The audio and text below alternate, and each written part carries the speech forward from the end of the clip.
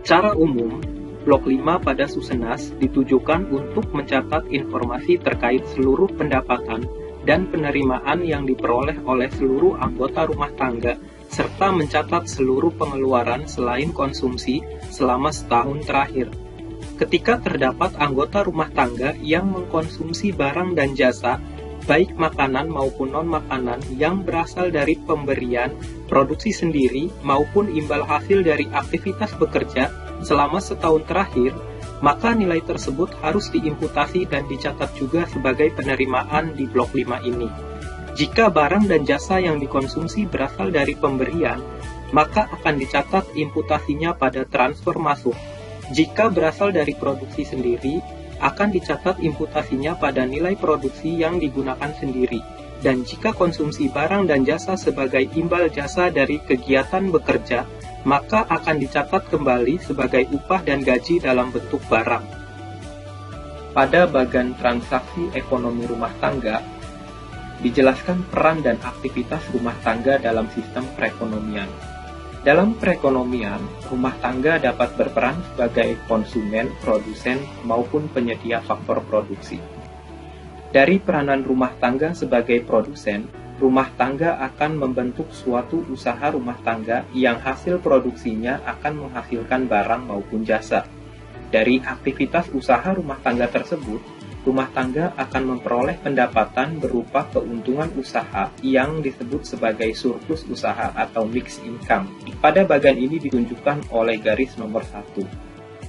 Saat rumah tangga berperan sebagai pekerja, pegawai, karyawan, maupun buruh dalam suatu kegiatan produksi, ini berarti rumah tangga berperan sebagai penyedia faktor produksi berupa tenaga kerja.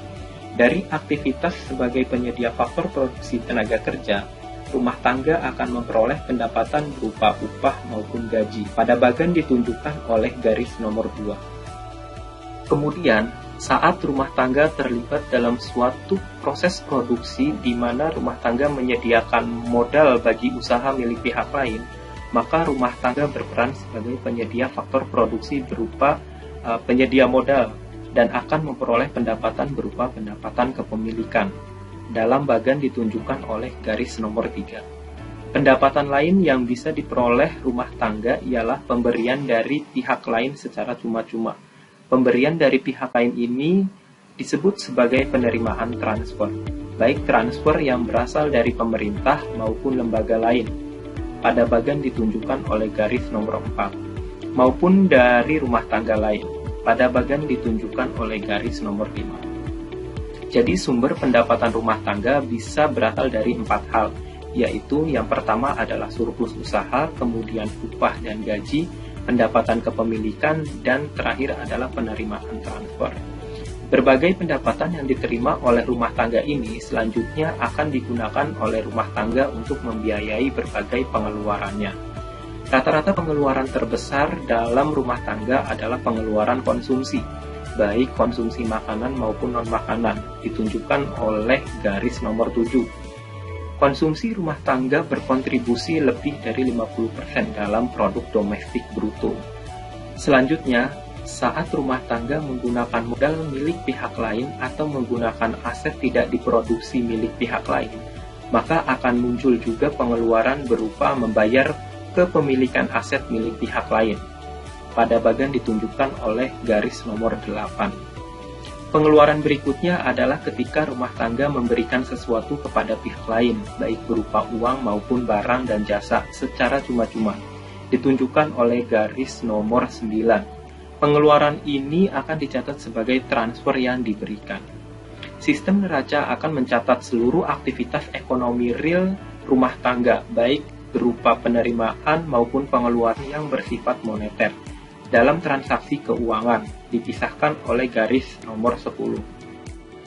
Ketika rumah tangga memperoleh pendapatan berupa uang, maka akan tercatat sebagai menyimpan uang tunai atau menabung. Pada bagian ditunjukkan oleh garis nomor 11. Sebaliknya, ketika rumah tangga melakukan pengeluaran yang bersifat pembelian atau pembayaran, yaitu out of pocket, maka akan dicatat sebagai mengambil uang tunai atau mengambil tabungan, ditunjukkan oleh garis nomor 12. Dalam transaksi keuangan juga akan dijelaskan bagaimana rumah tangga mengalokasikan kelebihan pendapatannya, apakah akan dipinjamkan ke pihak lain, disimpan dalam bentuk tabungan, dalam bentuk saham, deposito, atau lainnya. Begitu juga ketika rumah tangga mengalami defisit keuangan. Dalam transaksi keuangan akan dijelaskan bagaimana cara rumah tangga menutupi kekurangan tersebut, apakah dengan meminjam uang, melakukan kredit barang, menggadaikan barang, dan lainnya. Oleh karena itu, secara ideal, tidak akan ada selisih nilai antara transaksi real dengan transaksi keuangan rumah tangga. Selanjutnya pada blok 5A, akan mencatat aktivitas bekerja dari seluruh anggota rumah tangga selama setahun terakhir. Aktivitas bekerja yang dicatat adalah aktivitas yang ditujukan untuk memperoleh upah atau gaji, baik dalam bentuk uang maupun barang dan jasa. Isikan nomor urut ART yang bekerja pada kolom 1. Tuliskan uraian pekerjaan selama setahun terakhir pada kolom 2. Isikan kode lapangan usaha dan kode jenis pekerjaan pada kolom 3 dan kolom 4.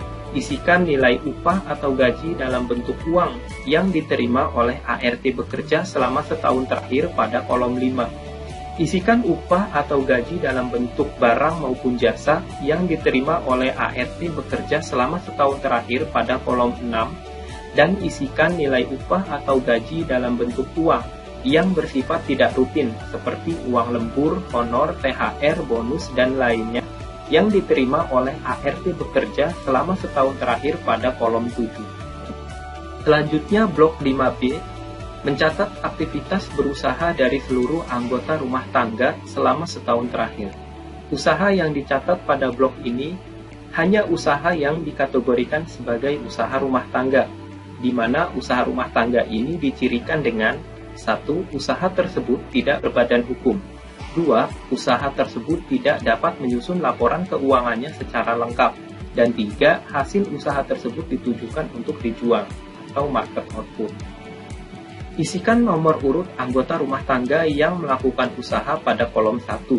Tuliskan uraian kegiatan dari usaha yang dilakukan selama setahun terakhir pada kolom 2. Isikan kode lapangan usaha dan kode jenis pekerjaan dari usaha yang dilakukan pada kolom 3 dan kolom 4. Isikan nilai produksi yang dihasilkan dari usaha rumah tangga selama setahun terakhir pada kolom 5. Nilai produksi ini mencakup seluruh barang yang dihasilkan baik yang sudah terjual maupun yang belum terjual, ataupun barang yang masih dalam proses, dan seluruh nilai jasa yang telah disalurkan.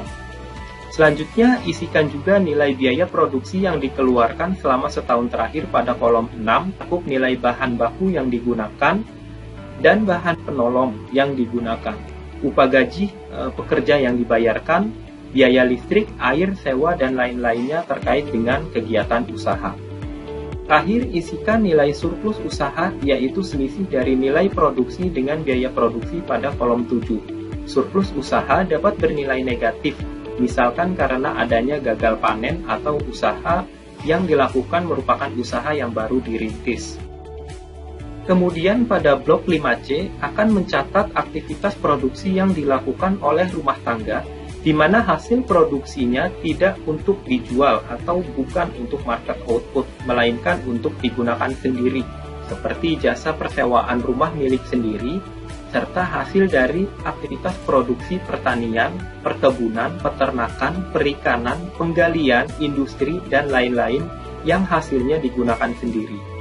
Isikan nilai perkiraan dari sewa rumah milik sendiri selama 1 tahun terakhir pada rincian 1, kolom 2, dan kolom 4.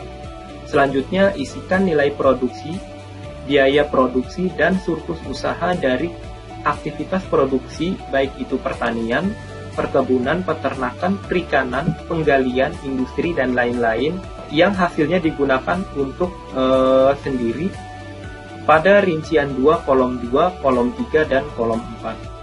Blok 5D akan mencatat pendapatan kepemilikan baik yang diterima maupun yang dibayarkan oleh rumah tangga selama setahun terakhir. Jika rumah tangga memiliki lahan yang disewakan kepada pihak lain, nilai sewa lahan yang diterima selama setahun terakhir akan dicatat pada rincian 1, kolom 2. Namun, jika rumah tangga menyewa lahan milik pihak lain, Nilai sewa lahan yang dibayar akan dicatat pada rincian 1 kolom 3. Jika rumah tangga menanamkan modal usaha pada usaha rumah tangga milik pihak lain atau pada kuasi korporasi seperti CV, firma, UD, dan lainnya, maka bagi hasil dan withdrawal yang diterima oleh rumah tangga selama setahun terakhir akan dicatat pada rincian 2 kolom 2. Namun, jika rumah tangga yang memiliki usaha dan menerima modal dari pihak lain, maka nilai bagi hasil yang dibayarkan oleh rumah tangga selama setahun terakhir akan dicatat pada rincian 2 kolom 3. Selanjutnya, jika rumah tangga memiliki saham dari perusahaan atau mempunyai simpanan di koperasi, maka nilai dividen dan sisa hasil usaha yang diterima selama setahun terakhir akan dicatat pada rincian 3 kolom 2. Selanjutnya, jika rumah tangga memiliki simpanan di bank atau lembaga keuangan, baik dalam bentuk saldo tabungan, obligasi, deposito, maupun lainnya, maka bunga yang diterima akan dicatat pada rincian 4 kolom 2. Namun, jika rumah tangga memiliki pinjaman, maka bunga yang dibayarkan dari pinjaman tersebut selama setahun terakhir akan dicatat pada rincian 4 kolom 3. Blok 5E akan mencatat seluruh pemberian yang diterima oleh rumah tangga dari pihak lain selain pemberian barang modal, baik berupa uang maupun barang atau jasa selama setahun terakhir. Nilai pemberian yang berupa uang akan dicatat pada kolom 2, sedangkan pemberian berupa barang atau jasa nilainya harus diperkirakan dan diisikan pada kolom 3. Selain menerima pemberian dari pihak lain, rumah tangga terkadang juga akan memberikan sesuatu kepada pihak lain secara cuma-cuma selama setahun terakhir. Pemberian dari rumah tangga kepada pihak lain berupa uang akan dicatat pada kolom 4. Sedangkan saat rumah tangga memberikan barang ataupun jasa kepada pihak lain, maka nilainya akan diperkirakan dan dicatat pada kolom 5. Pemberian dari pihak lain tersebut bisa berasal dari pemerintah seperti uang pensiun dan bantuan sosial, maupun dari pihak lain seperti badan usaha, rumah tangga lain, lembaga nirlaba maupun luar negeri. Selanjutnya yaitu transfer modal. Jika rumah tangga menerima sesuatu dari pihak lain atau memberikan sesuatu kepada pihak lain berupa barang modal atau aset selama setahun terakhir, maka nilainya akan dicatat pada blok 5F. Jika rumah tangga menerima pemberian barang modal berupa bangunan maupun kendaraan dan peralatan untuk usaha, maka nilai tersebut akan dicatat pada kolom 2. Namun jika pemberiannya berupa lahan atau barang berharga, maka akan dicatat pada kolom 3. Selanjutnya, jika rumah tangga memberikan barang modal kepada pihak lain berupa bangunan maupun kendaraan dan peralatan usaha, maka nilai barang yang diberikan tersebut akan dicatat pada kolom 4. Namun, jika yang diberikan adalah lahan maupun barang berharga kepada pihak lain, maka nilainya akan dicatat pada kolom 5. Pada blok 5G akan mencatat penambahan maupun pengurangan aset yang dilakukan oleh rumah tangga selama setahun terakhir. Penambahan aset dan barang modal dapat berasal dari pembelian, pemberian, maupun pembuatan sendiri. Jika rumah tangga menerima pemberian aset, di mana sudah dicatat pada blok 5F kolom 2 atau kolom 3, maupun membuat asetnya secara mandiri, di mana sudah dicatat pada blok 5C rincian 2 kolom 2, maka nilai yang sama juga akan dicatat sebagai penambahan aset. Sementara itu, pengurangan aset atau barang modal dapat berasal dari penjualan aset maupun pemberian aset kepada pihak lain. Jadi, jika rumah tangga ada memberikan aset kepada pihak lain selama setahun terakhir, di mana sudah dicatat pada blok 5F, kolom 4, dan kolom 5, maka nilai tersebut juga akan dicatat sebagai pengurangan aset di blok 5G. Penambahan dan pengurangan aset ini dibagi menurut jenis asetnya, baik itu aset untuk usaha, bangunan, tempat tinggal, lahan, maupun biaya terkait pemindahan kepemilikan lahan. Seluruh penerimaan dan pengeluaran dari rumah tangga selama setahun terakhir akan direkap pada blok 6. Selisih penerimaan dan pengeluaran dapat bernilai positif, yang artinya total penerimaan rumah tangga lebih besar dari total pengeluaran selama setahun terakhir. Selisih ini juga dapat bernilai negatif, yang artinya total penerimaan lebih kecil dari total pengeluaran rumah tangga selama setahun terakhir. Seperti yang telah dijelaskan sebelumnya, bahwa seluruh transaksi rumah tangga selama setahun terakhir yang bersifat moneter atau out of pocket akan dicatat dalam transaksi keuangan. Seluruh pengeluaran rumah tangga yang bersifat out of pocket akan dicatat sebagai mengambil uang tunai dan tabungan, sedangkan seluruh penerimaan yang bersifat moneter akan dicatat sebagai menyimpan uang tunai dan menabung. Terdapat keterkaitan antara rekapitulasi pendapatan dan pengeluaran pada blok 6 dengan transaksi keuangan pada blok 7 ini. Ketika selisih pendapatan dan pengeluaran bernilai negatif, artinya rumah tangga kekurangan penghasilan sehingga nilai penerimaan pada transaksi keuangan harus lebih besar dari nilai pengeluarannya. Ini artinya rumah tangga bisa menutupi kekurangannya dengan misal meminjam uang, melakukan kredit, menggadaikan barang, maupun mengambil saldo tabungan pada periode sebelumnya. Sebaliknya, jika selisih pendapatan dan penerimaan bernilai positif, artinya rumah tangga mempunyai sisa pendapatan yang bisa disalurkan untuk hal lain. Maka dalam hal ini nilai pengeluaran pada transaksi keuangan harus lebih besar dari nilai penerimaannya, karena sisa pendapatan tersebut akan digunakan oleh rumah tangga, misal untuk membayar hutang, membayar kredit, dipinjamkan kepada pihak lain, atau disimpan dalam bentuk saldo tabungan. Sehingga idealnya, total penerimaan dan total pengeluaran pada blok 6 dan blok 7 bernilai sama.